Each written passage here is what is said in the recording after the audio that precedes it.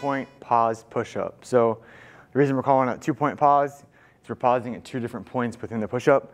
We're pausing halfway down, and then we're pausing all the way at the bottom. So you're gonna start into a plank position. You're gonna push your chest away from the floor, like a normal starting position. Our feet are gonna be about hip width apart.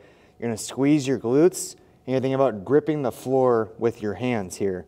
My hands are directly under my shoulder, a little bit wider than shoulder width apart.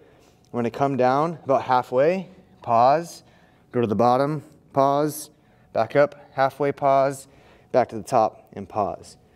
So I like this movement for multiple reasons. One being, it's way harder. Builds more strength into your chest, your tricep, the anterior deltoids, the muscles that are associated with the horizontal press. Okay. The other piece is it helps you brace through your midsection.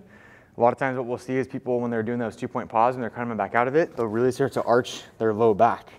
So I'm coming down halfway, they get to the bottom, no problem. They come up halfway, and then right here they lose the tension, and they'll arch that low back.